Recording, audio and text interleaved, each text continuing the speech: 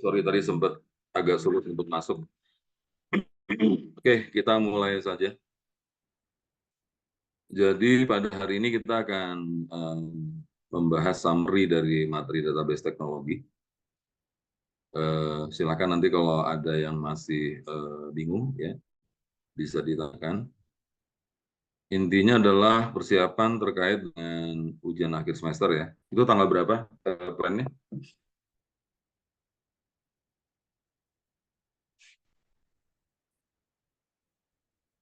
Tanggal berapa plannya? Ada yang tahu?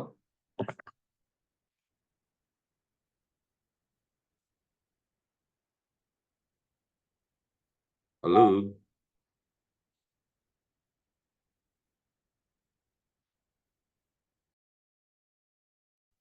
Kalau database tanggal 16, Pak, yang lab.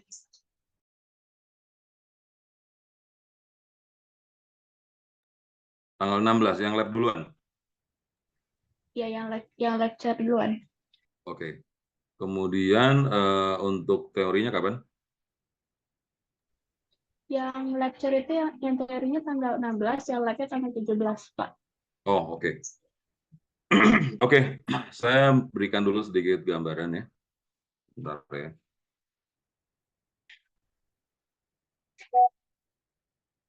Oke. Jadi untuk lab itu soalnya sebenarnya cuma ada sekitar sebentar. Ini bisa terlihat layar saya? Bisa ya?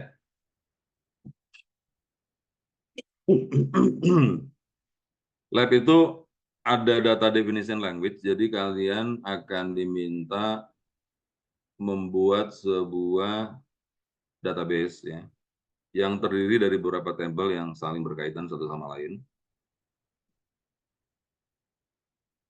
menggunakan create dan lain-lain ya. Itu bobotnya kurang lebih sekitar 20%.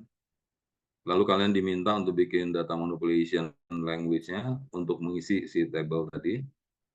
Kita isi dengan sekumpulan data sampel, itu bobotnya 20%. Yang agak besar itu adalah trigger dan stored prosedur ya.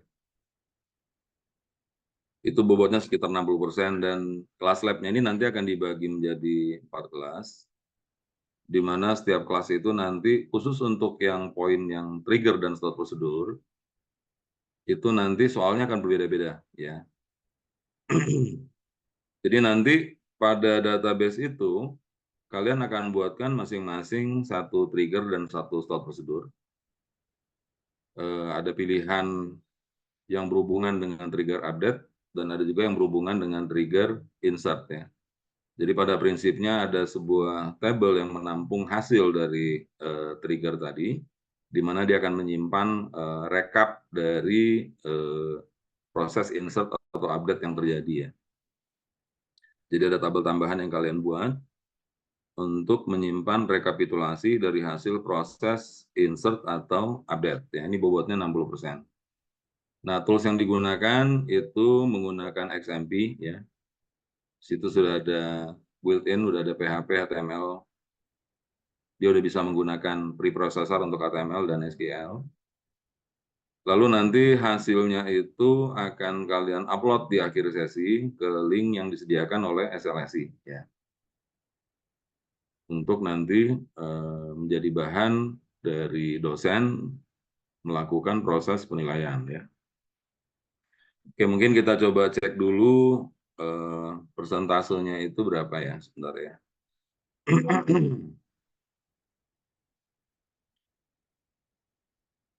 Persentasenya itu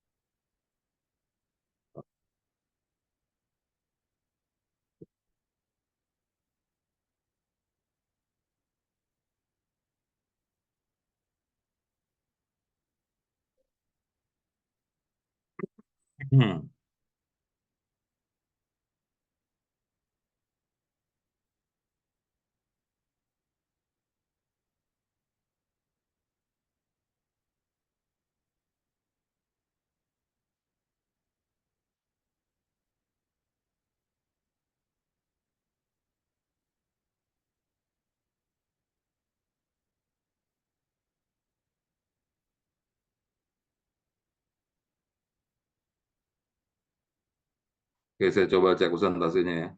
Jadi untuk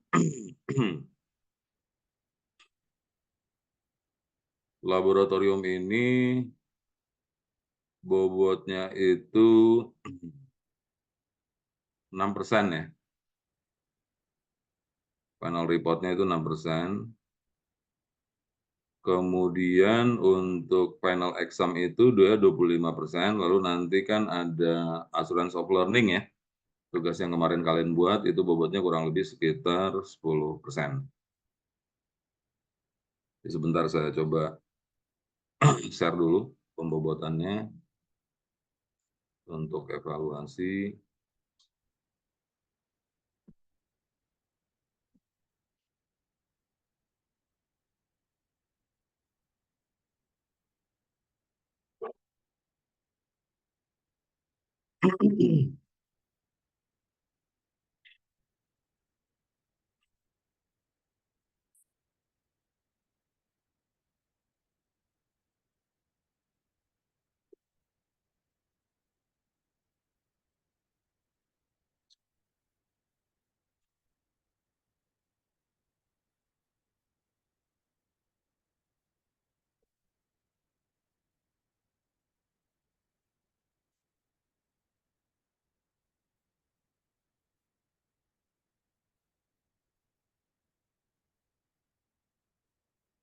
Oke. Oke, kita lihat di sini pembobotannya kurang lebih adalah seperti ini ya. Jadi kalau yang kemarin itu kan kalian sudah mid exam ya, itu 21%. Kemudian di sini ada assurance of learning itu sekitar 10% ya. Lalu nanti untuk final exam itu ada di angka 25%. Kalau ini adalah dari tugas-tugas yang biasa diberikan lewat GSLC ya. Lalu untuk lab itu nanti di-combine hasilnya. Ya. Jadi dia bisa merupakan kombinasi dari assurance of learning digabung ya. Dari hasil final exam-nya sendiri, itu nanti ujian lab itu angkanya adalah di angka 14% ya. Kurang lebih seperti itu. Oke, sekarang ada yang mau ditanyakan terkait dengan lab? Tidak ada? Kalau tidak ada, jadi kita sekarang masuk ke teori ya. Teori itu dari bab 12 itu ada satu soal, bobotnya sekitar 20%. Bab 13 itu 20% ya. Cuma yang satu agak berbau teoritis ya, jadi kalian cukup pelajarin aja tuh ya, bab 13-nya. Untuk bab 12-nya ini kemarin diberikan dalam bentuk GSLC. Mungkin saya akan coba sharing, ini ada materi video dari Pak Bobi untuk memahami bagaimana konsep multiple transaksi ya di dalam database. Dalam hal ini kita menggunakan Oracle ya. Oke, saya coba share dulu ya.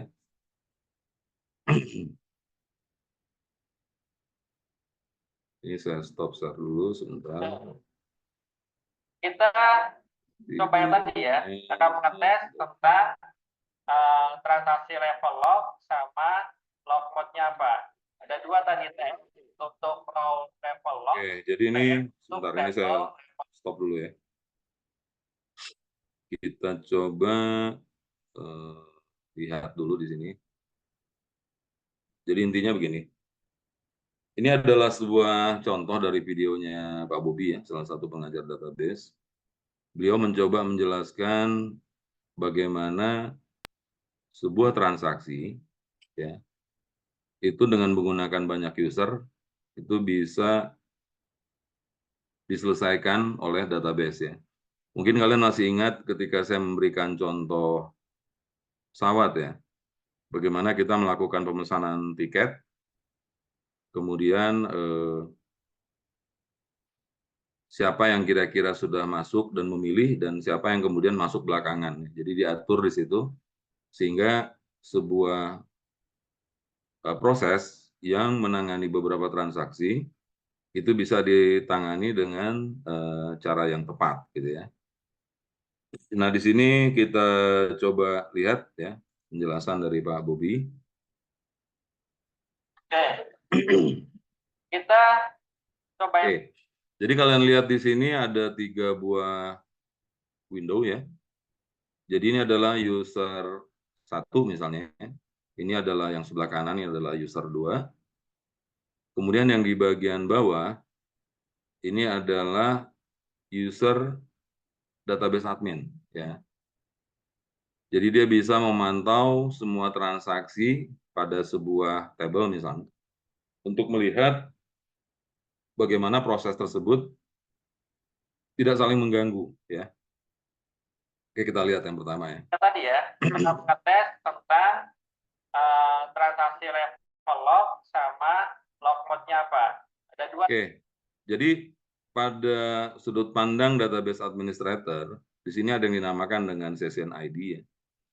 Lalu ini adalah tipe dari transaksinya, lalu ada yang namanya locking mode.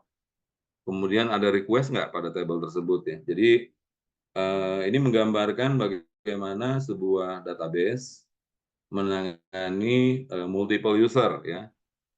Oke, kita lanjutkan. Tadi TX untuk row level log, TM untuk table level log. Untuk yang L mode, log mode-nya ada 0 sampai 6. Yang paling tinggi 6 eksklusif. Secara default, ketika user baru login, dia Mungkin biar kalian nggak confuse ya. Jadi ini adalah yang nanti harus kalian pahami ketika menjawab salah satu soal yang berhubungan dengan teori ya. Jadi ini bukan soal lab ya.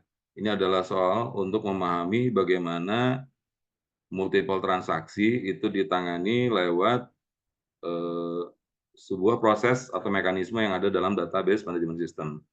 Dalam hal ini dia menggunakan Oracle. akan punya level L log mode-nya level 4.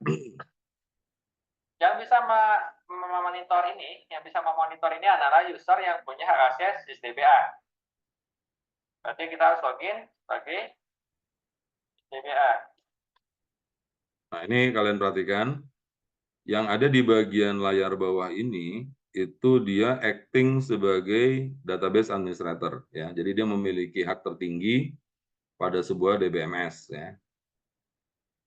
Eksekusi perintah yang ini, username-nya adalah user yang mau kita monitor siapa. Kedua tadi ini kan user SPD. Ternyata cuma satu SID-nya. SID 1 punya siapa? Punya dia sendiri. 91 punya dia sendiri. Ini belum login, ini belum login. Kalau ini login,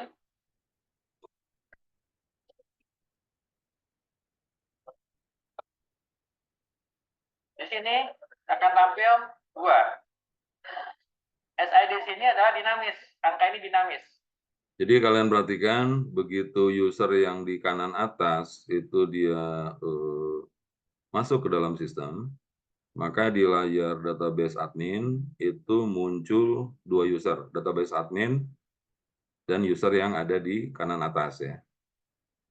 Dia akan berubah-ubah, nggak akan selalu 1, nggak akan selalu 9. Angkanya ditentukan oleh DBMS sendiri. Kalau kita login satu lagi,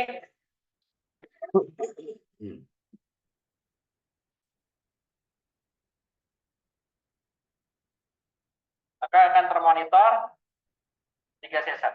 Oke. Nah, sekarang kita lihat setelah 3 user tersebut aktif ke dalam database-nya, maka di layar database admin kita bisa lihat bahwa di sini ada 3 session 11, session 51, dan session 91. Nomor ini adalah nomor yang di-generate oleh database untuk bisa memastikan atau memonitor berapa banyak user yang connect pada sebuah database management system. Ya. Dalam hal ini locking mode-nya semuanya 4 ya. Oke, kita lanjutkan.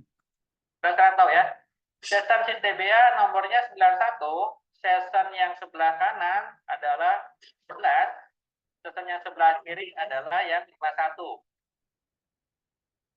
Nah, sekarang kita coba praktekkan tentang locking yang terjadi ketika terjadi tadi namanya dirty read.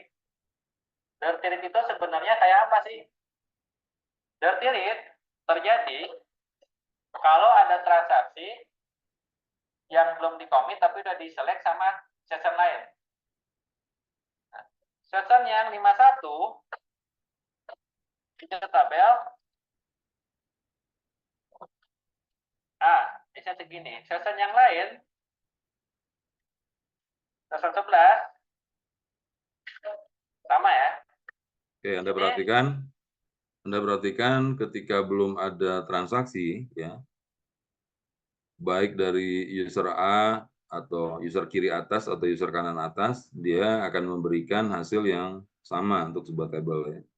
Tapi nanti kita lihat ketika terjadi proses update misalnya, update ini kan ketika misalnya user yang kiri melakukan update, maka otomatis yang user kanan itu nggak boleh melakukan update. Jadi mode lockingnya itu nanti akan dikasih level yang lebih tinggi di user kiri atas, sehingga user kanan atas ini prosesnya nanti akan dipending sampai dengan sudah ada perubahan. Jadi mirip seperti tiket pesawat tadi, kalau sudah ada yang booking, maka sebelum dia bayar, lockingnya itu akan diaktifkan. Tapi gilirannya misalnya setelah 1 jam misalnya ya, bangku pesawat tersebut tetap tidak diambil alih ya, atau diselesaikan prosesnya, maka otomatis si bangku itu nanti akan dibuka lockingnya secara otomatis sehingga bisa diakses oleh penumpang lain yang membutuhkan posisi pada seat tersebut ya. Nah, di sini kita lihat proses berikutnya. Ada perubahan.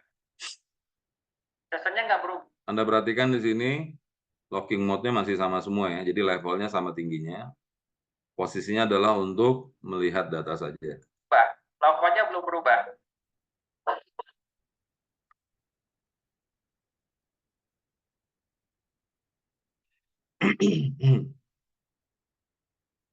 Ketika di sini dilakukan proses update,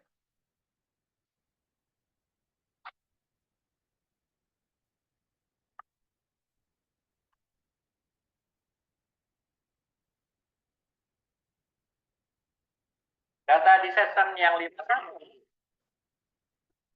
berubah. Nah, Anda perhatikan ya, tadi angkanya 310, lalu setelah kita update A, ya, setnya itu kita lakukan terhadap nilai, diubah menjadi 300, untuk yang ID-nya sama dengan 3, ya otomatis di sini 310 menjadi 300. Nah, pertanyaannya, ketika user yang kiri atas ini melakukan perubahan terhadap tabel yang sama, kira-kira nanti user yang kanan atas itu akan seperti apa nih nasibnya ya, kita coba cek. Tapi data yang di session 11 tidak, ini dirty read. Sebenarnya dirty read. Nah, sekarang Anda lihat nih. Pertanyaannya adalah kenapa ini sudah diubah menjadi 300 di user kiri atas ini, tapi user kanan atas itu tidak melihat adanya perubahan. Jadi angkanya masih menggunakan angka yang sebelumnya. Nah, hal ini diakibatkan karena transaksi yang di kiri atas belum melakukan fungsi yang namanya committed ya, atau commit ya. Commit ini nanti akan melakukan konfirmasi pada database bahwa proses yang di kiri atas ini sudah selesai. Nah, sebelum commit itu dilakukan, maka di bagian kanan atas ini nilainya masih mengacu pada nilai sebelum perubahan. Ya. Oke, sekarang kita lihat lanjutannya. Kenapa? Dirty read itu terjadi karena ada log yang dilakukan oleh session 51. Sekarang kita lihat di sini, session 51 ini ternyata melakukan log ya, sehingga data tersebut dalam tanda petik itu otorisasinya masih berada di user yang kiri atas ya. Sementara yang kanan atas masih melihat versi dari data yang sebelumnya.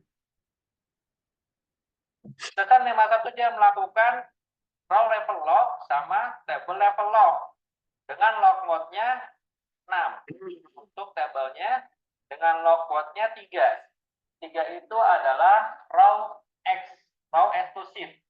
Jadi row exclusive ini artinya row yang ini nggak boleh dirubah sama session lain.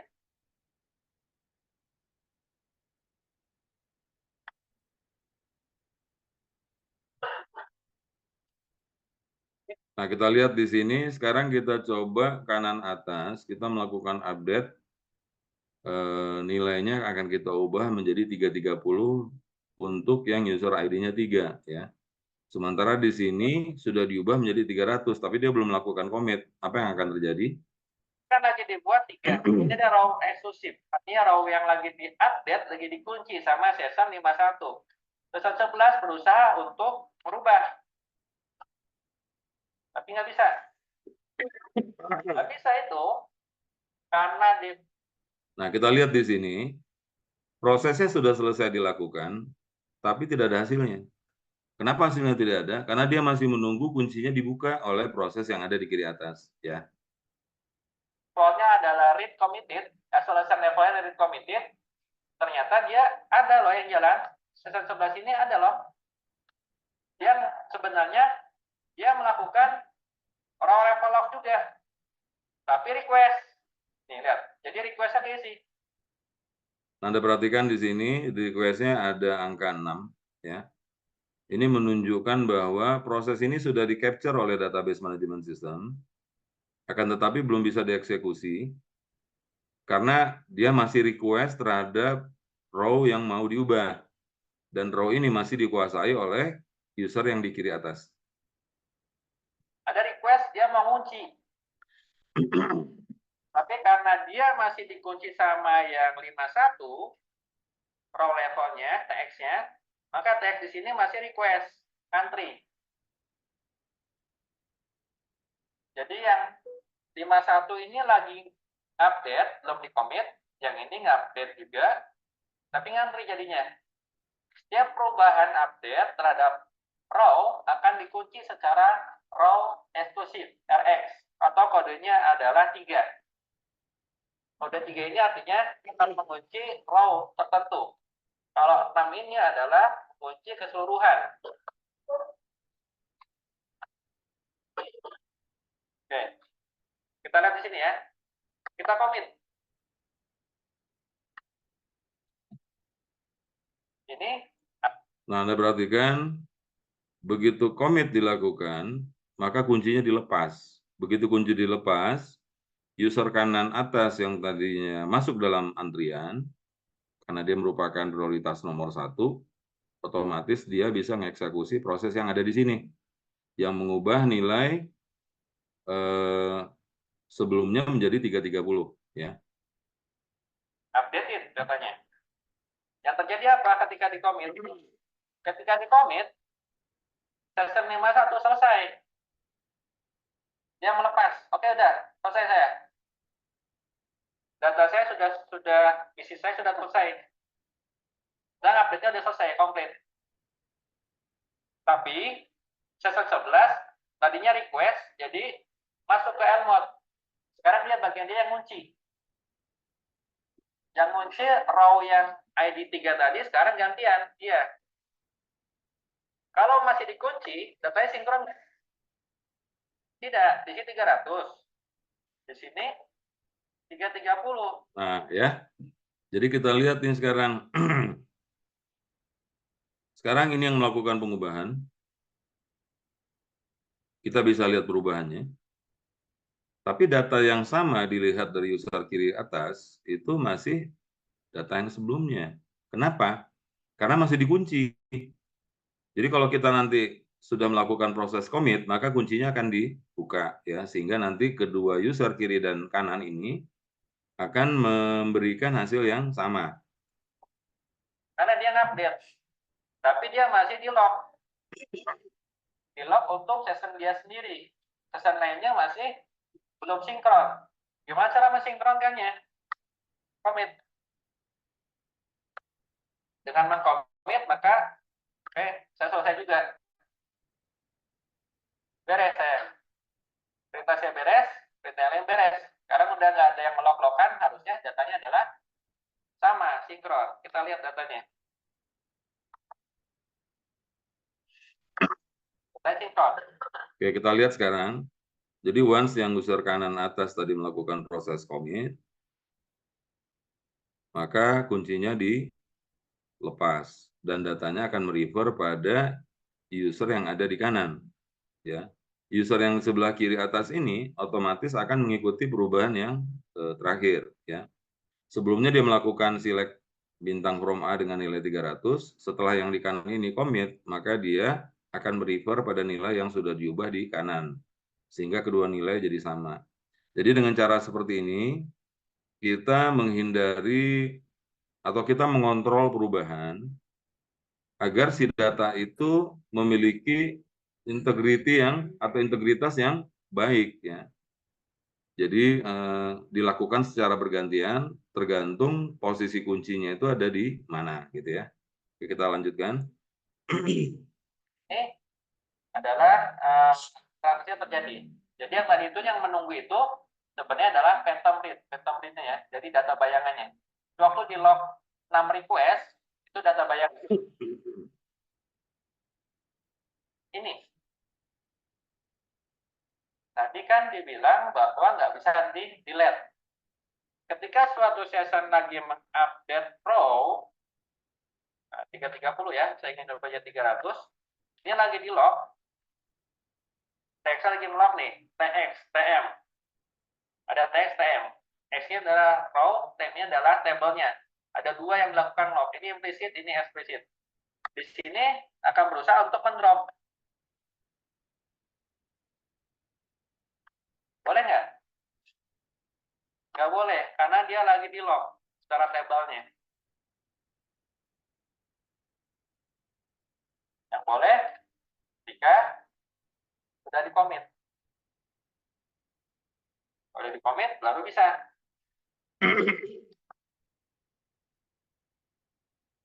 Kalau udah di-commit, lepas semua. Kayak di log. Di sini, bisa. Oke, itu ya. Kita kembalikan lagi tabelnya.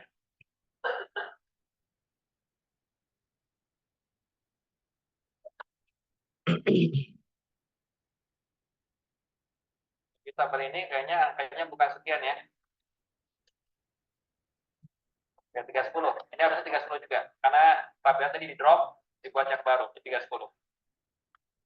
Nah, yang boleh tidak boleh itu adalah mengupdate record yang sama. Tapi kalau di sini misalkan ini lagi di log, tapi yang ini mau dirubah sama session yang lain, boleh. Row, level, log. Jadi perbaris lognya. Akan merubah ID 3 di 300. Ini session nomor 51, lagi log nih. Di sini, tadi kan kalau kita mau merubah ID 3 lagi ngantri ya, phantom ya. Jadi sekarang saya mau merubah bukan yang ID 3. ID 1. ID 1 jadi 100. Bisa. Kenapa? Jadi kita lihat di sini, ketika perubahannya dilakukan di baris yang berbeda, ini 300 menjadi 310 menjadi 300. Lalu di sini dia mengubah 120 menjadi 100. Dua-duanya bisa berjalan ya. Tetapi perubahan yang di sini belum bisa dibaca oleh yang kiri. Yang kiri pun belum bisa baca perubahan yang ada di kanan ya. Kenapa? Karena dari dalam database itu proses itu baru bisa saling tersinkronisasi jika kita sudah melakukan proses commit ya. Oke, kita lanjutkan. Di log level lognya adalah log yang berbeda. Masing-masing log yang berbeda, nggak ada tunggu-tungguan. Jalan masing-masing. Jadi kalau beda row, maka lognya masing-masing boleh. Yang nggak boleh itu adalah row yang sama diupdate oleh session yang beda. Session yang beda tapi ngupdate data yang sama. Itu row level lognya. Di log dengan node 6. Eksklusif. Secara eksklusif, teori sebelumnya adalah... Nah, di sini kita lihat sesi 11, itu yang sebelah kanan ya. Dia melakukan proses locking di 6 yang artinya adalah locking row ya. Kemudian sesi 51 itu yang ada di kiri, dia locking juga itu di level 6 ya, artinya dia mengunci row. Satu baris itu nggak bisa diubah oleh yang lain. Ya.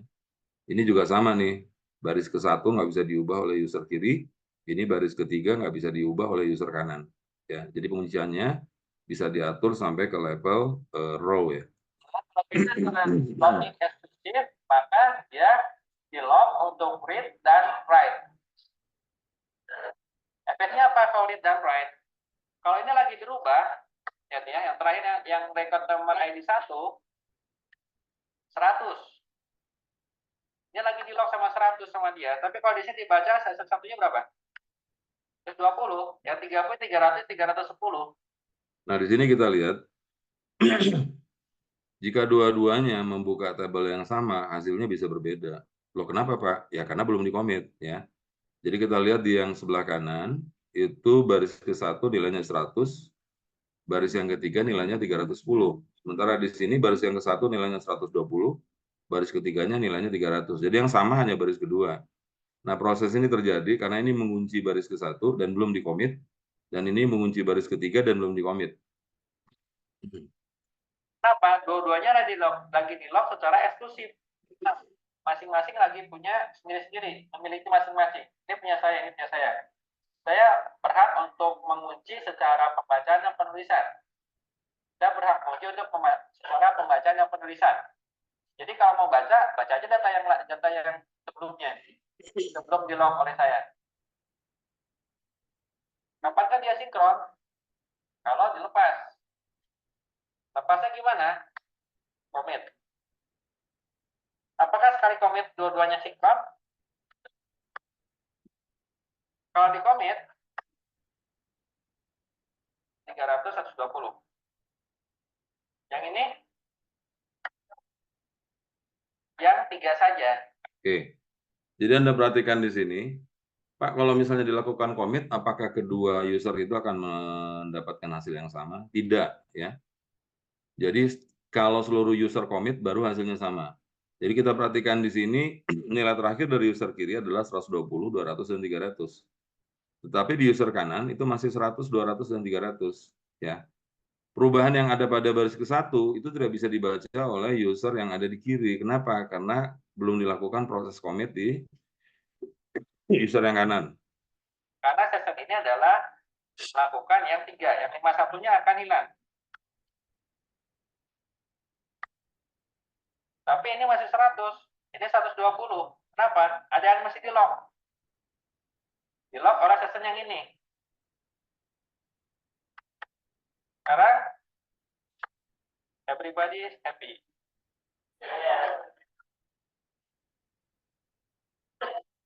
Ya. Oke, yang terjadi di belakang login seperti itu.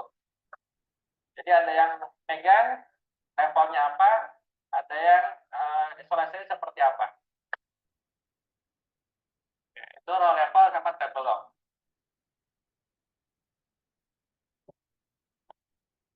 Oke, sekarang saya kembali lagi ke layar utama.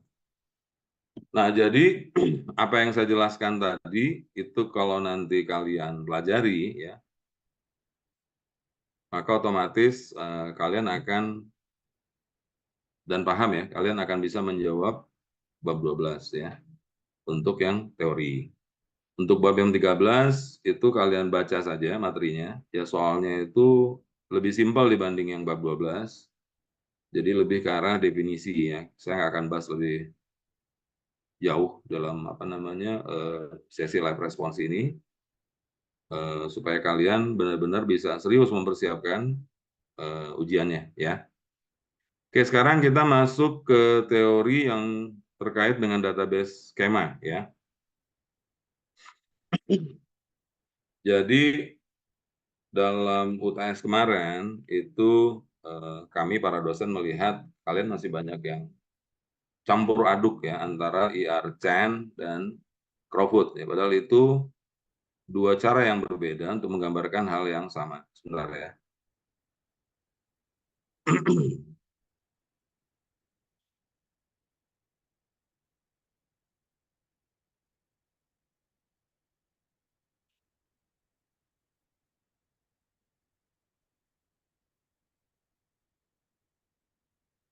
Ini kalau ada yang mau ditanyakan langsung aja. Oke, sekarang saya coba tunjukkan. Jadi kalau di model Chen,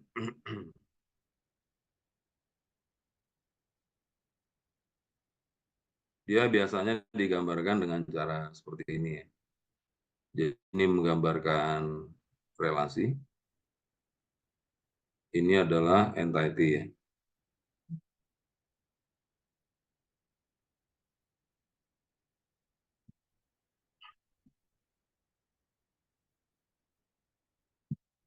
Nah, biasanya di sini ada angka, 2 buah angka ya. Misalnya katakan 0,n misalnya. Atau di sini misalnya ada 1,m ya. Yang angka pertama itu adalah cardinality minimal ya. Angka yang kedua itu dinamakan cardinality maksimal. Jadi ini untuk menggambarkan derajat hubungan antara misalnya katakan entity 1 dan entity 2 gitu ya. Ini artinya setiap S1 itu minimal berkorelasi dengan satu record pada E2 dan berkorelasi dengan maksimal many ya pada E2. Sementara E2 itu berkorelasi dengan boleh tidak ada di S1 atau maksimalnya bisa banyak ya. Nah, dalam sebuah penggambaran dengan IRChan, ini IRChan ya.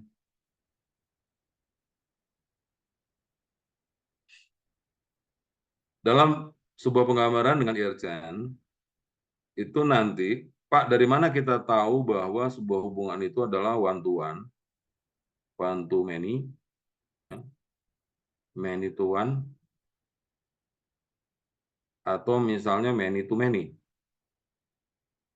Ya. Nah, penggambaran seperti ini, jadi itu biasanya merefer pada yang maksimal, cardinality maksimal.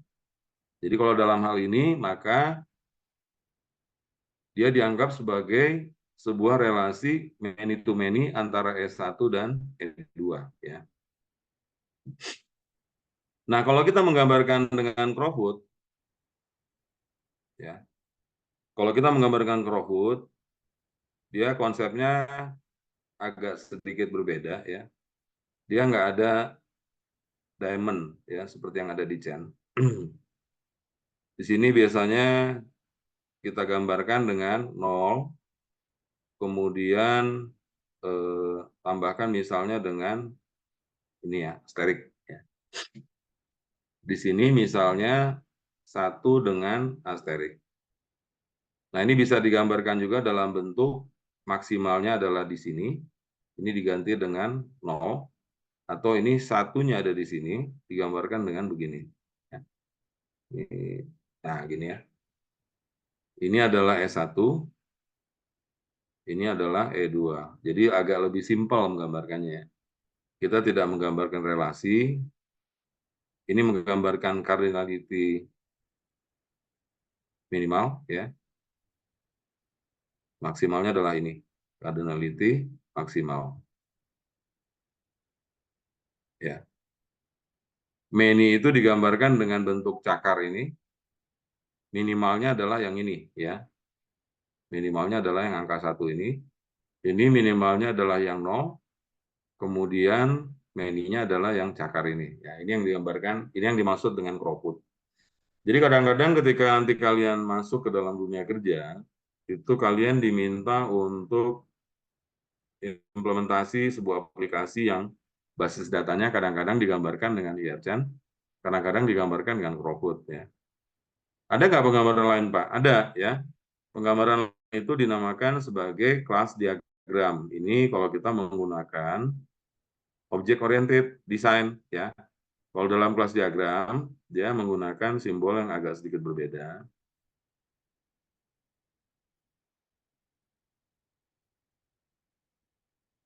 Dia agak-agak mirip dengan Crowfoot ya. Cuma dia lebih banyak menggunakan angka. Ya. Pak, ini kenapa jadi 3? Ya. Jadi kalau di dalam kelas diagram, dia itu kan menggambarkan atribut sekaligus dengan operation. Jadi atributnya ada di sini. Misalnya atribut A1, A2 gitu ya. Di sini adalah semua fungsi yang bisa dijalankan terkait dengan objek atau kelas S1 ini ya. Sini misalnya katakan ada atribut gitu ya. Lalu di sini adalah function atau method atau operation ya. Jadi 3 hal ini menggambarkan bagaimana sebuah database itu dituangkan di dalam aspek desain ya. Kalau ini dia tidak menggunakan method atau operation, ini juga tidak menggambarkan method atau operation, tapi di dalam kelas diagram dia menggunakan method ya atau operation yang ada di kotak yang ini ya. Jadi di sini digambarkan fungsinya. Jadi apapun bentuknya nanti yang kalian temukan dalam dunia kerja, maka kalian bisa paham ini kira-kira tujuannya apa gitu ya. Karena nanti penerapan trigger atau prosedur yang berhubungan dengan masalah cascade dan lain-lain itu akan merefer pada hubungan antar kelas, antar entity. Jadi balik lagi ke apa namanya hal yang harus kalian pahami.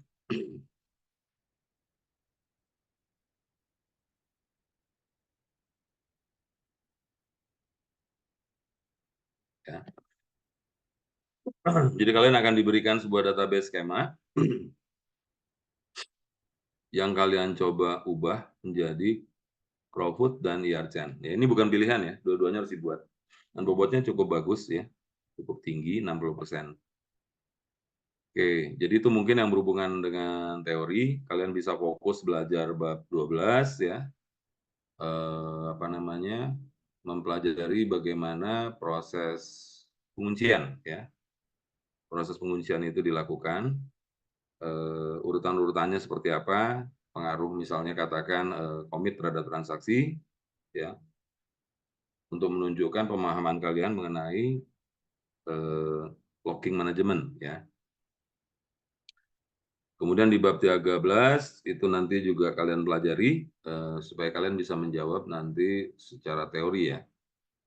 Definisi dari berbagai hal yang ada di bab 13. Untuk yang soal terakhir itu latihan untuk membuat dari sebuah skema yang ada itu bisa dibuat jadi Crowfoot dan IRChan. Nah, pada UTS kemarin itu masih banyak yang campur aduk ya. Jadi menunjukkan bahwa kalian nggak tahu bedanya nih, malah jadinya Crowfoot dicampur-campur sama IRChan ya. Jadi dan sebenarnya kita nggak perlu bikin, kalau dalam praktek nyata itu Anda tinggal pilih salah satu. Cuma dalam ujian itu kalian diminta untuk bikin dua-duanya untuk menunjukkan pemahaman kalian mengenai bagaimana sih kita membuat apa namanya sebuah diagram gitu ya. Kalau database skema itu agak simpel ya. Jadi sebenarnya misalnya katakan ada entity apa ya, kita kasih nama misalnya bots lah ya. Lalu di sini misalnya ada bot ID, kemudian ada bot name, kemudian misalnya ada color ya. Ini soal yang sering kita coba di praktikum. Nah, syukur-syukur ini bisa dilengkapi dengan tipe datanya ya. Jadi biar lebih bunyi nih botsnya. Ini juga misalnya dilengkapi dengan tipe data. Ini juga dilengkapi dengan tipe data. Lalu Anda bisa tandai mana yang merupakan primary key ya, dikasih garis di bawahnya. Jadi kalau dalam kasus bots misalnya, di situ kita belajar bagaimana nih mengubah sebuah struktur tersebut ya menjadi IRChan misalnya atau dengan misalnya menggunakan Crowfoot ya. Ini kalau misalnya kita coba sebentar ya.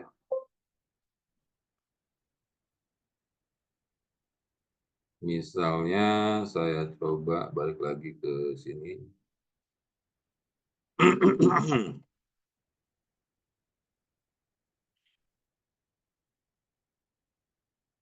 Oke, ini ya. Ini saya oke. Misalnya kita punya sebuah database scam. Misalnya di sini ada bots, kemudian ada sellers ya. Kemudian ada misalnya resub ya.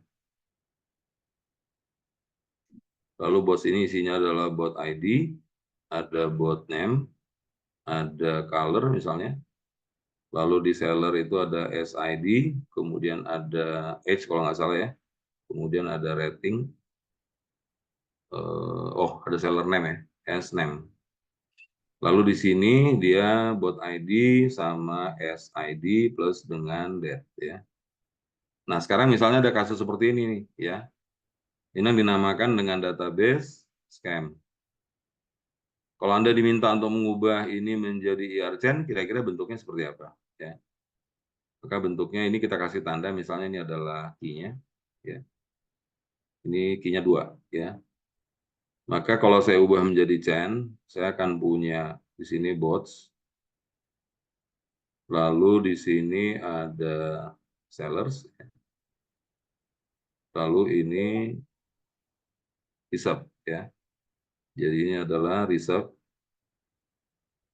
Kemudian di sini ada bot ID, primary key-nya. Di sini ada SID, primary key-nya. Otomatis di sini akan ada bot ID plus dengan SID ya. Pak, atribut lain gimana? Boleh ditambahin nggak? Ya terserah sih, kalau mau ditambahin silakan, nggak ditambahin nggak apa-apa ya. Nah sekarang logikanya di sini satu bots itu ini kan hubungannya semuanya many to many ya. Jadi satu bot itu misalnya mungkin nggak sih sebuah bot itu dia tidak ada di seller ya, artinya tidak digunakan di seller ya, bisa aja ya. Misalnya di sini kita buat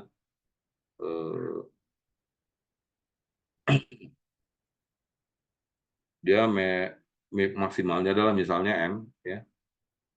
Kemudian di minimalnya misalnya katakan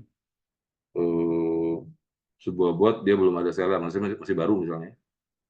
Kemudian sebuah seller misalnya di sini misalnya dia belum ada ya. Ini kita buat seperti ini kita buat N misalnya. Maka ini akan tercipta menjadi hubungan many to many ya, antara bots dan seller. Nah, kalau ini misalnya saya tuangkan dalam bentuk Crowdfoot ya. Ini bisa saya buat seperti ini. Misalnya seperti ini ya. Jadi di sini ada bots dan di sini ada seller. Nah, ini adalah kalau kita menggunakan IRCN dan ini kalau kita menggunakan Crowdfoot ya. Dua-duanya adalah alternatif. Nah, biasanya kalau di Crowdfoot itu dia tidak ada yang seperti ini nih. Kalau di dalam IRCN suka dikasih bulatan-bulatan kayak gini ya. Ini menunjukkan atribut-atribut pentingnya. Kalau kita mau gambarkan semua atribut terlalu banyak ya. Nah, tetapi, nah ini nih ada tetapinya. Kadang-kadang kita sulit melihat nih, Di sini kan kita perhatikan resolve ini dia ada atribut tambahannya, date. Di sini tidak terlihat jelas apakah hubungan ini mengakibatkan adanya sebuah atribut baru ya. Boleh saja Anda gambarkan dengan cara yang lain. Jadi ini digambarkan sebagai 3 entity. Kenapa 3 entity, Pak? Karena semua hubungan many to many ini kita perhatikan ya, ini adalah many to many. Itu boleh digambarkan dengan dua hubungan one to many. Jadi resolve-nya ada di sini. Kemudian di sini ada bots ya. Di sini ada seller. Ya.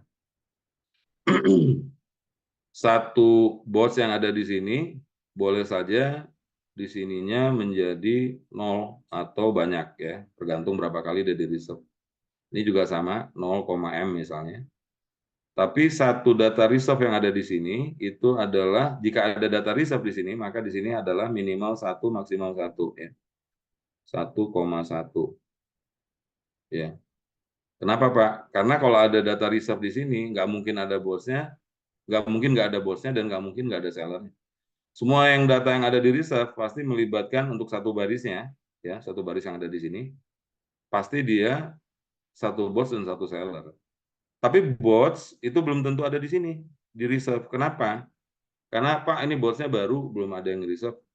Atau sellernya baru, dia belum pernah nge-reserve bot. Ya. Itu sebabnya di sini angkanya 1,1, 0,N, 0,M, dan 1,1. Kalau ini saya gambarkan dalam bentuk Profut, ya, Food, maka ini menjadi seperti ini ya. Ini 0, ini many, ini many, ini 0 ya. Lalu ini begini. Ini satu-satu ya. Ini satu-satu yang ada di sini, cara nuliskannya seperti ini. Satu-satu yang ada di sini, cara nuliskannya seperti ini. 0N, cara nuliskannya seperti ini. 0 yang N ini ada seperti ini. Ini adalah reserve-nya. Ini adalah bots-nya. Dan ini adalah sellers-nya.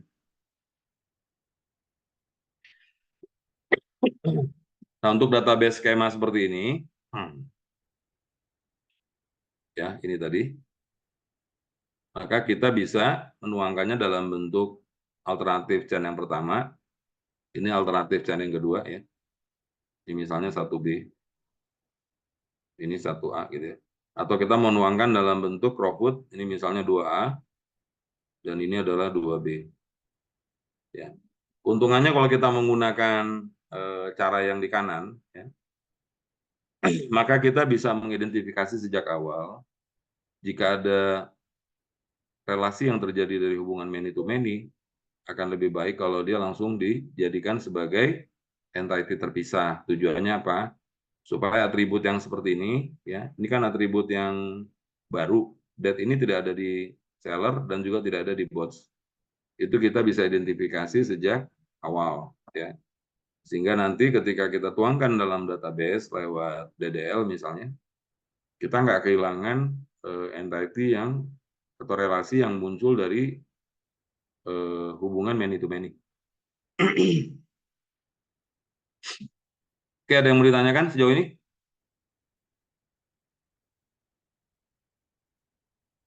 Cukup paham?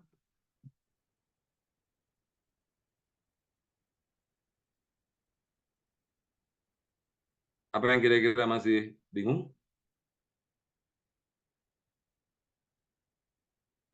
Iska? Cukup paham, Pak. Cukup paham ya? Nah, untuk lab mungkin yang agak sedikit, oke kita balik ke sini ya. Lab ini, apa namanya? Kalau saran saya, kalian latihan aja untuk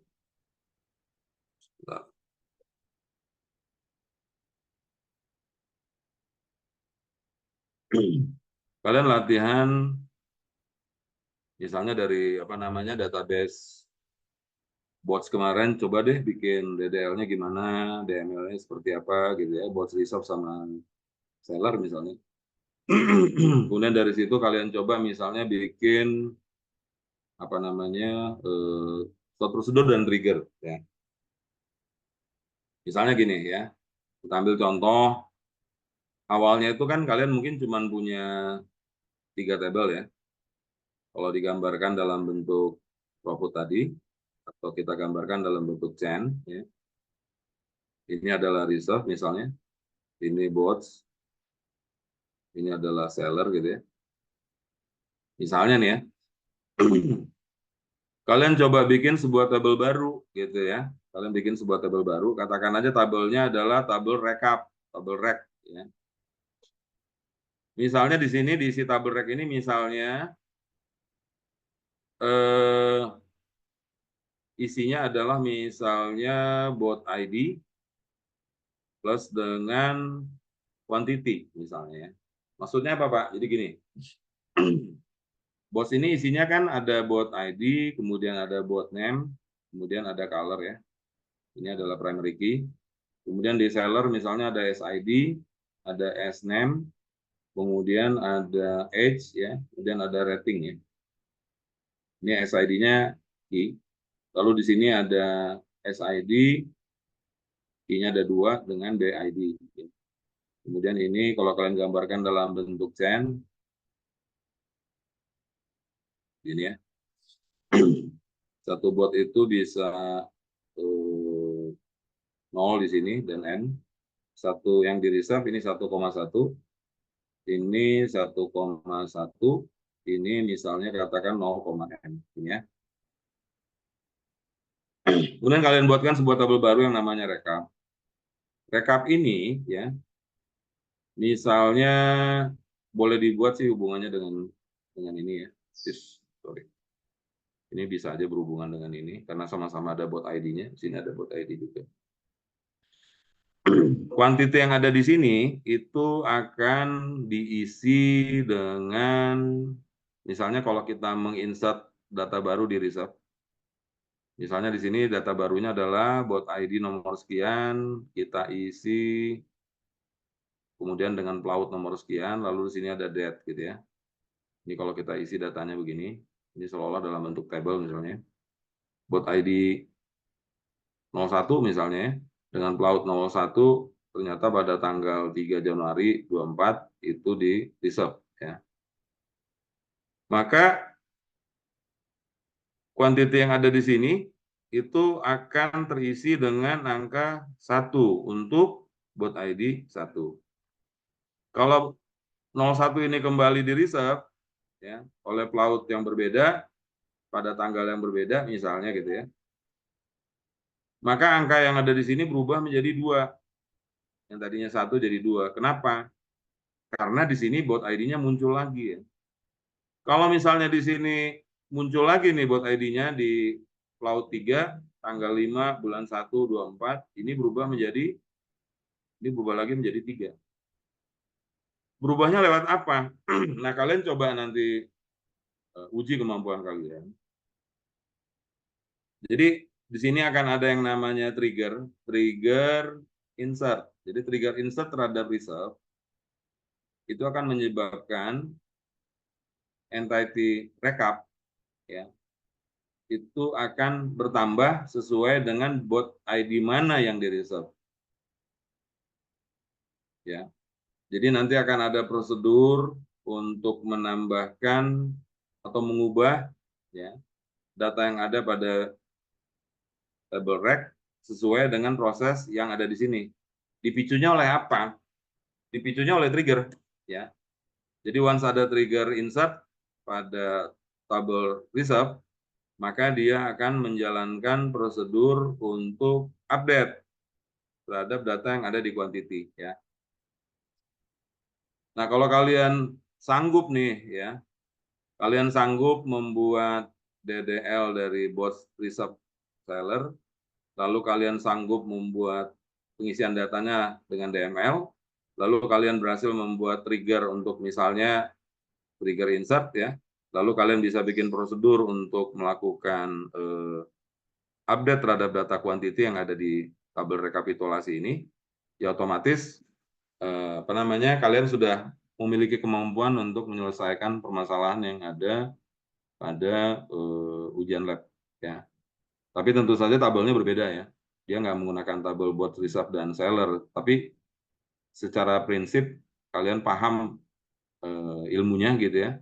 Bagaimana kita bisa menyimpan hasil rekapitulasi tersebut berdasarkan sebuah trigger dan sebuah stop prosedur untuk bisa menghasilkan rekapitulasi dari transaksi yang dilakukan. Oke, kira-kira seperti itu. Ini siapa yang ngecat nih? Oh, untuk softwarenya rasanya udah saya jelasin tadi ya. Ini dari Abdil Ivan Rifandi ya.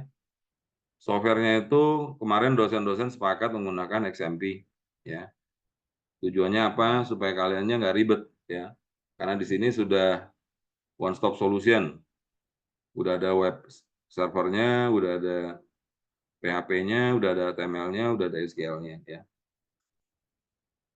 Itu mungkin untuk tools-nya ya. Tapi sebenarnya nih ya, nggak usah dibuat seperti AOL ya. Yang penting nanti di dalam SQL-nya PHP admin itu kalian sudah ada script trigger dan script stop prosedurnya. Jadi sebenarnya yang dikumpulkan itu nanti adalah script-nya ya. Script DDL, script DML, dan script trigger dan stop prosedurnya. Jadi bukan aplikasi jadi seperti tugas AOL yang ada menu-menu, enggak seperti itu. Gimana, bisa menjawab, Abdul?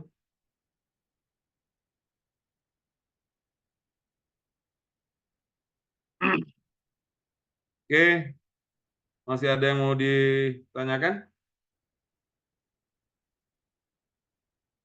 Oke, ya udah paham ya Abdul ya. Oke, mungkin sekarang jam berapa nih? Oke, kita masih ada waktu sekitar 30 menit lagi. Nah, ini mungkin saya sedikit share, apa namanya, ini sebenarnya aspeknya lebih ke arah programming desain metodologi ya. Jadi untuk mengingatkan aja kalian. Nah, ini ada sebuah studi kasus ya.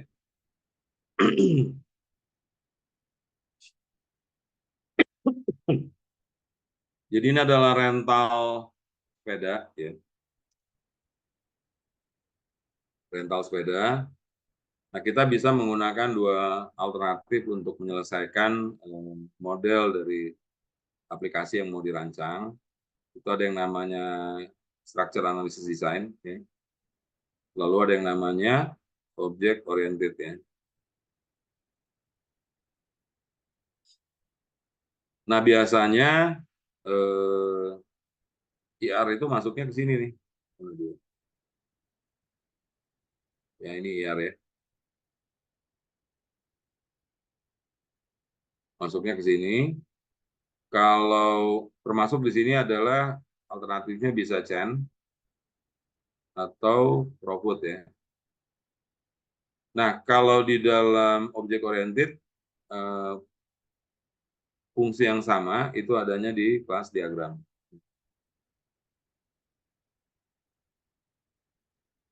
Ya. Jadi yang lebih berhubungan sama database adalah ini ya. Nah, biasanya dilengkapi lagi dengan berbagai macam model lain. Yang penting-penting itu sebenarnya dua ini sih kalau di dalam SAD ya. Kalau untuk object oriented itu yang penting-penting ada 4 ya. Use case, kemudian activity diagram, class diagram, dan set transition diagram. Sisanya adalah pelengkap ya, ini juga sama.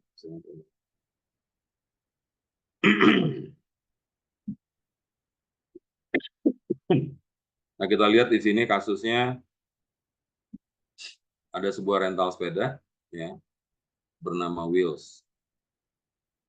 Kemudian di rental ini ada berbagai macam tipe sepeda.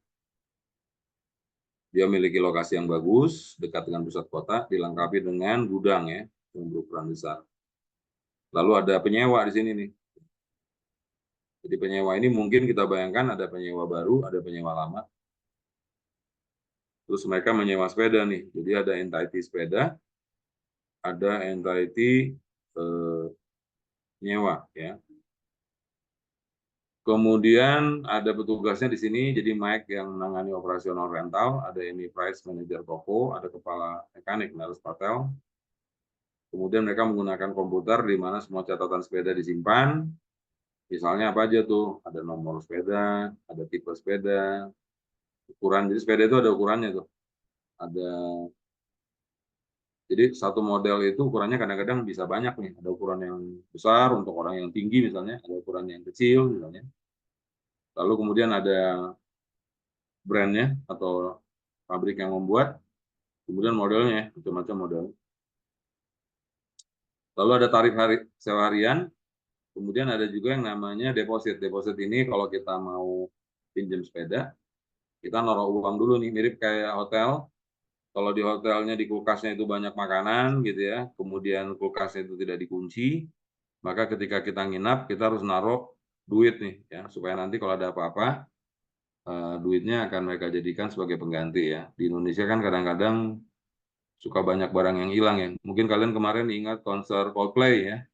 Ternyata Indonesia dari semua negara yang didatangin untuk konser adalah penonton yang paling sedikit mengembalikan gelang ya. Padahal gelang ini dipinjamkan selama konser untuk dibuatkan simulasi dalam bentuk berbagai macam warna ya, warna lampu untuk penampilan yang lebih baik lah untuk sebuah konser. Ternyata yang balik dikit banget. Nah di hotel pun sama, ada yang seneng tuh ngambil handuknya lah, ngambil kesetnya lah. Ya kalau sabun segala macam memang itu diperuntukkan buat tamu hotel. Nah untuk menjaga hal ini terjadi, hotel biasanya meminta kita untuk menyimpan deposit yang kalau misalnya nanti ketika kita check out tidak terjadi apa-apa, itu duitnya akan dikembalikan. Nah, kemudian Mike memutuskan untuk membuat sebuah aplikasi. Ya. Dia membayar sebuah perusahaan IT kecil untuk bikin aplikasi.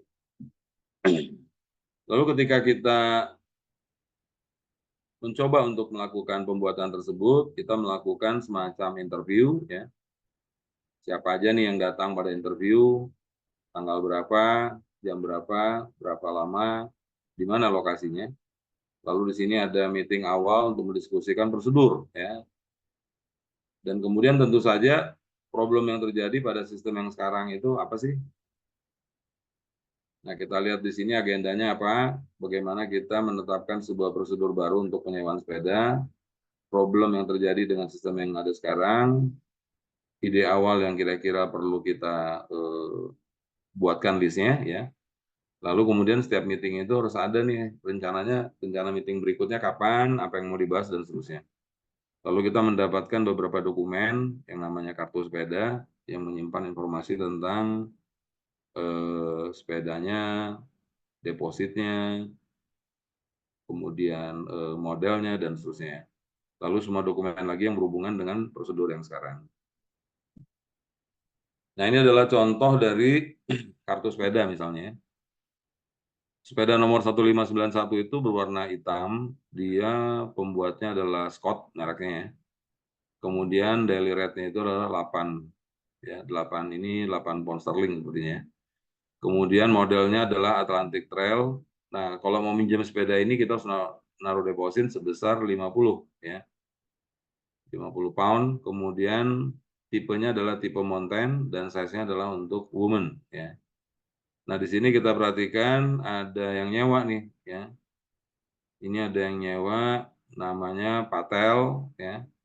Dia dari tanggal 31 sampai tanggal 2 bulan 9 tahun 2003 ya. Yang dia bayar adalah 74 pound ya. Lalu di sini ada C. Wilson ya. Ini alamatnya, dia minjem kapan sampai kapan. Lalu di sini ada bayarnya berapa. Nah, di sini ada ekstra nih. Ekstra ini apa? Ekstra ini biasanya terjadi kalau misalnya dia ngembalinya telat, jadi kena denda, atau mungkin belnya hilang dan segala macam ya. Biasanya ini diambil dari deposit ya. Lalu ada green ya, minjem dari tanggal 4 sampai tanggal 4, bayarnya segini. Kemudian Wilson minjem lagi nih ya. Jadi dari tanggal 19 dia bayarnya 58. Jadi ini adalah kartu peminjaman dari sebuah sepeda ya. Lalu kita membuat semacam summary dari interviewnya. Siapa yang hadir, kapan tanggalnya, jam, berapa lama, lokasinya di mana. Tujuan dari interview ini adalah apa aja sih masalahnya? Ternyata Pak, kalau mau ngecek sepeda yang sekarang lagi disewa, sepeda yang siap untuk disewakan, sepeda yang bakal dikembalikan, atau sepeda yang rusak, itu kami mengalami kesulitan. Nah, berarti kita butuh informasi detail dan availability ya dari sepedanya. Ya. Misalnya katakan ada pertanyaan, Pak, kami 3 hari lagi mau minjem 10 sepeda. Ada nggak 10 sepeda pada tanggal tersebut? Nah, ini kan harus bisa dijawab ya. Mungkin ada sepeda yang sedang dipinjam dan akan dikembalikan. Ada sepeda yang benar-benar siap untuk digunakan, tapi ada juga sepeda yang sedang diperbaiki di bengkel dengan harapan pada tanggal tersebut dia sudah bisa diselesaikan. Ya. Lalu di sini ada customer detailnya. Ya. Untuk apa Pak customer detail? Misalnya tahun yang lalu ada seorang penyewa, lalu dia datang lagi, dia ngobrol sama rentalnya. Mas, sepeda yang setahun yang lalu saya coba enak banget, masih ada nggak sepedanya? Saya mau pakai itu aja deh, gitu ya. Nah, ini informasi ini menurut mereka agak sulit diakses karena mereka datanya dalam bentuk manual sehingga harus dicari nih, ya. Orang itu dulu menyewa sepeda yang mana, gitu ya. Sehingga kita perlu punya catatan histori dari setiap sepeda, siapa aja yang pernah minjem. Oke, misalnya di sini ada customer yang ingin menyewa lebih dari satu sepeda, ternyata dia mengalami kesulitan, ya. Maka kita butuh prosedur yang lebih simpel. Kalau misalnya dia nyewa beberapa sepeda sekaligus, jadi jangan misalnya data pelanggannya dimasukkan sampai 10 kali misalnya. Bisa nggak sih datanya dimasukkan sekali saja, yang dimasukkan 10 kali adalah data sepedanya, ya. Lalu misalnya kwitansinya tidak keluar dari sistem, ya, sehingga perlu dibuatkan kwitansi yang bisa dirilis dari sistem. Lalu misalnya ada sepeda-sepeda khusus nggak? Sepeda gunung yang misalnya punya spesifikasi khusus gitu ya. Nah, sementara ini ternyata di kartu sepeda itu tidak dijelaskan apa namanya spesifikasi dari sepeda-sepeda yang sifatnya khusus ya. Atau mungkin misalnya katakan kita menduga nih sistem nggak cocok dengan sistem yang sekarang ada karena mereka kesulitan untuk nyari sepeda pada hari itu atau kesulitan untuk merencanakan perjalanan berapa hari yang akan datang gitu tanpa dapat informasi yang cukup dan seterusnya dan seterusnya. Nah, setelah ini selesai, kita juga tanya nih customer-nya ya. Untuk dapat masukan dari customer, kita ngobrol sama customer-nya, Anda berapa kali nih nyewa sepeda selama setahun terakhir gitu ya. Kemudian pernah nyewa sepeda yang sifatnya spesialis nggak gitu ya. Kemudian mudah nggak sih buat nyewa sepedanya? Cepat nggak sih prosesnya gitu ya? Apakah Anda selalu mendapatkan sepeda yang sesuai dengan keinginan Anda gitu ya? Gimana dengan masalah biayanya? Apakah prosesnya cukup fair misalnya ya? Nah, dari sini kita bisa dapat masukan juga nih dari customer ya. Seperti apa? Lalu kemudian kita tuangkan dalam bentuk problem definition. Problem yang terjadi dengan sistem yang sekarang apa sih? Harapan yang ada di sistem baru bagaimana sih? Scope atau ruang atau coverage dari new systemnya seperti apa sih? Ide awalnya itu yang mau kita angkat apa sih? Lalu action yang mau kita rekomendasikan. Lalu di sini ada yang namanya requirement dari mulai R1 sampai dengan R11. Ini adalah sistem yang baru ini nanti misalnya harus memiliki daftar yang lengkap dari semua sepeda. Kemudian ada record misalnya histori penyewaan, kemudian ada perhitungan otomatis untuk menghitung biaya ya, dan seterusnya dan seterusnya. Nah, sekarang kita coba bikin pakai structure analysis design ya. Ini perbedaannya dari SAD dengan OA. SAD ini lebih mudah dipahami, diagramnya juga lebih sedikit jenisnya. Sementara kalau di OA itu dia lebih sulit ya. Di sini struktur data dan fungsi terpisah, kalau di sini digabung dalam kelas diagram. Ini biasanya tidak menggambarkan proses paralel, ini bisa dengan menggunakan activity diagram. Di sini urutan proses tidak digambarkan secara detail, hingga membutuhkan flowchart. Kalau di sini bisa digambarkan dalam use case skenario dalam case diagram. Waktu kita menjelaskan ke user, kita menggunakan data flow diagram kalau di sini. Kalau di sini kita menggunakan use case. Jadi bedanya adalah data flow diagram itu menggambarkan sumber dari data yang kita gunakan dan tujuan dari informasi yang dihasilkan. Kalau use case, dia hanya peduli pada yang pakai siapa. orang yang pakai aplikasi ini siapa dan dia perlu fungsi apa gitu ya. Nah, untuk aplikasi standar ini cocok. Kalau ini bisa untuk berbagai macam jenis aplikasi. Model paling pentingnya ada 2, di sini ada 4 ya. Syarat penggambaran dengan dunia luar hanya memerlukan sumber dan tujuan informasi. Kalau ini adalah siapa yang menggunakan atau aktor. Nah, ini SAD, statement of purpose ini adalah abstraksi. Lalu kemudian kita tuangkan event list-nya. Nah, dari sinilah kita bisa mengidentifikasi entity yang nanti akan dibentuk dalam IR. Contoh misalnya ada customer, ini berarti entity, ada sepeda ya. Kalau kita gambarkan di sini ada customer, sini nanti bisa berhubungan dengan sepeda misalnya. Ya, satu customer bisa nggak nyewa, bisa banyak dalam periode yang berbeda. Satu sepeda bisa aja tidak pernah ada yang nyewa, tapi bisa juga banyak. Nah, ini contohnya ya. Jadi dari sini nanti kita bisa menuangkan ya, kita bisa menuangkan IR lengkap dari rental sepeda ini. Setiap kata benda yang kita temukan menjadi cikal bakal entity, setiap kata kerja menjadi cikal bakal relasi. Nah, lalu kita buatkan data flow diagramnya, ini adalah level konteks ya. Jadi sistem ini nanti akan berhubungan dengan administrator, dengan resepsionis, dan dengan customer. Data yang ke sini itu berarti dari customer misalnya diolah di dalam aplikasi yang di sini. Yang sebaliknya berarti nanti aplikasi menghasilkan informasi yang bisa digunakan oleh customer. Lalu dari situ kita buat level 0-nya, ya. Level 0 itu dipecahkan dari sini. Panah-panahnya harus konsisten. Jadi yang ada panah masuk ke sini, itu nanti di sini yang mana panahnya. Ada panah yang misalnya keluar ke sini, itu nanti panah keluarnya itu datang dari mana gitu ya. Lalu kita buatkanlah data flow diagramnya secara lebih lengkap. Di sini ada proses penyewaan sepedanya, proses maintain customernya, proses maintain sepedanya, proses pengembalian sepeda. Setelah ini jadi, setiap bulatan ini yang sudah tidak bisa dipecah-pecah lagi, ya, itu akan kita buatkan algoritmanya.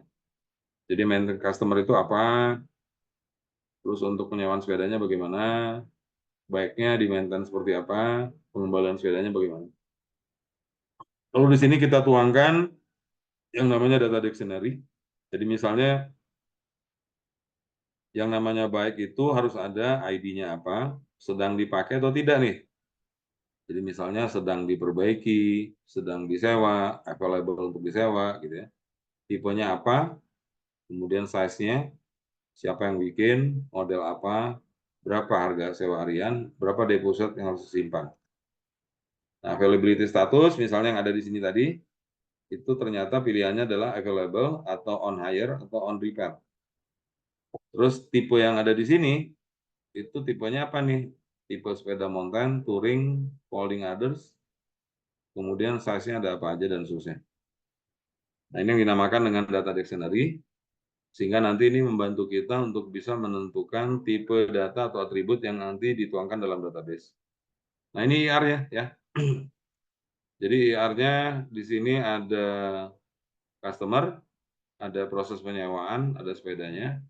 Dia hubungannya adalah one to many ya. Satu customer bisa banyak nyewa, satu penyewaan hanya satu customer.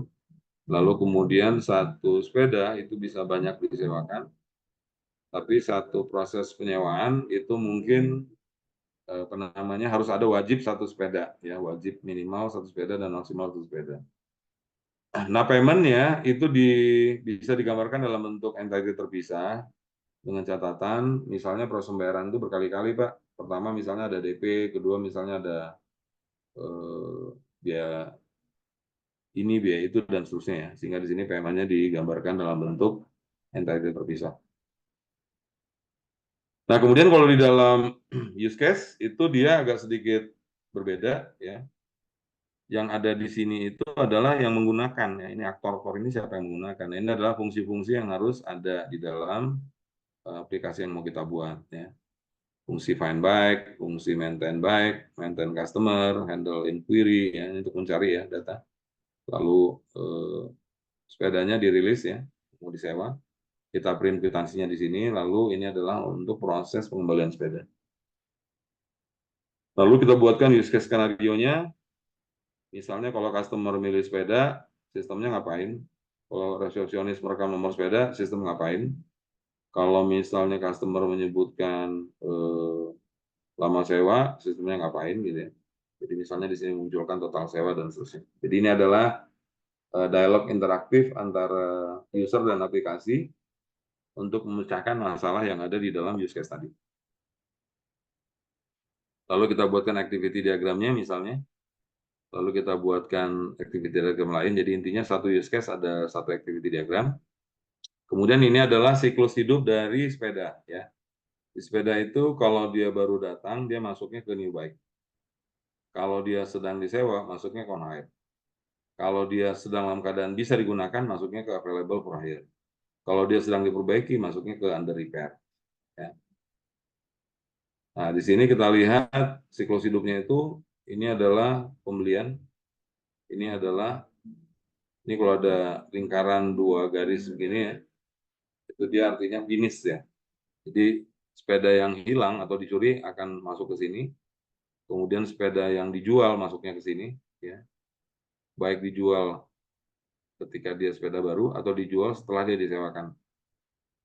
Ya. Kemudian di sini adalah sepeda yang sedang diperbaiki ya. Sini adalah sepeda yang sedang disewakan. Ini dinamakan dengan state transition diagram. Jadi bukan setiap ya.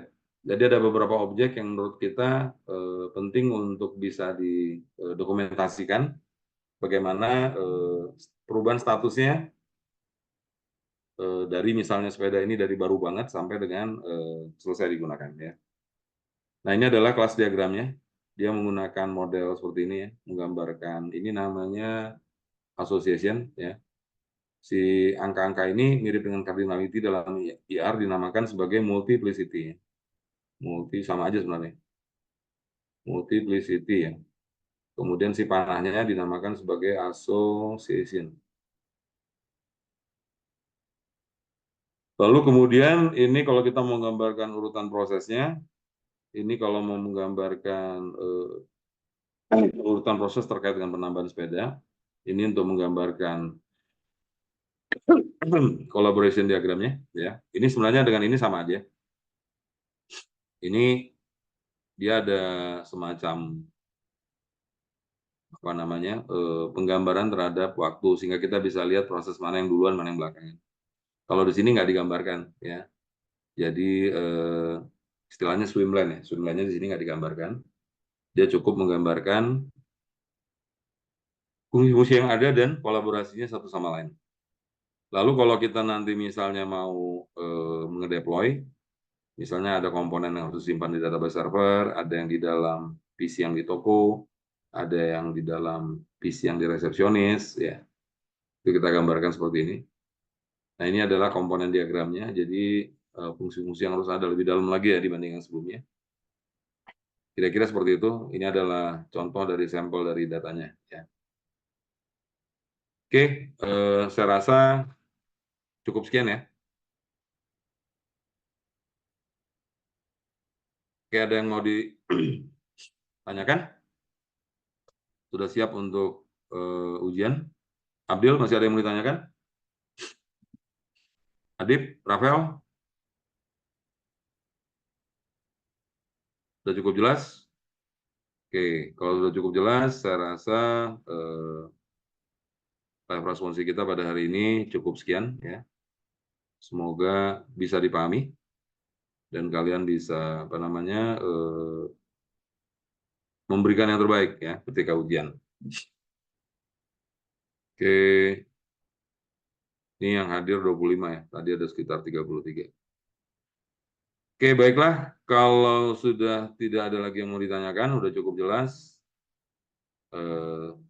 Selamat menempuh ujian. Semoga mendapatkan hasil yang terbaik. Oke, kita tutup pertemuan kita sampai di sini. Saya pamit dulu ya. Oke, baik. Terima kasih Pak. Semuanya Terima. sebelum kita leave Zoom, kita ada dokumentasi sebentar ya. Ya. Silakan yang bisa on cam, bisa silakan on cam terlebih dahulu. Biar terlebih on cam dulu. Oke. Ayo, yang bisa on cam, ditunggu dulu ya. Kita mau ada dokumentasi sebentar.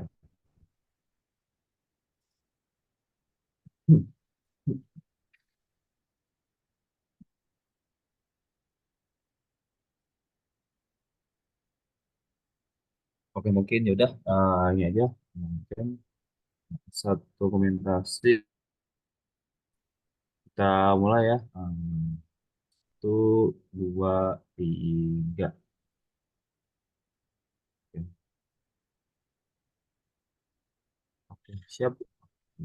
Baik. Oke, sukses buat Inti ya. Terima kasih juga Pak. Oke, Hmm. ada satu lagi untuk exit tiketnya boleh di-share. Benar. Oke, silakan teman-teman semua bisa diisi ya untuk exit tiketnya sebelum meninggalkan Zoom-nya. Oke, baik, itu aja.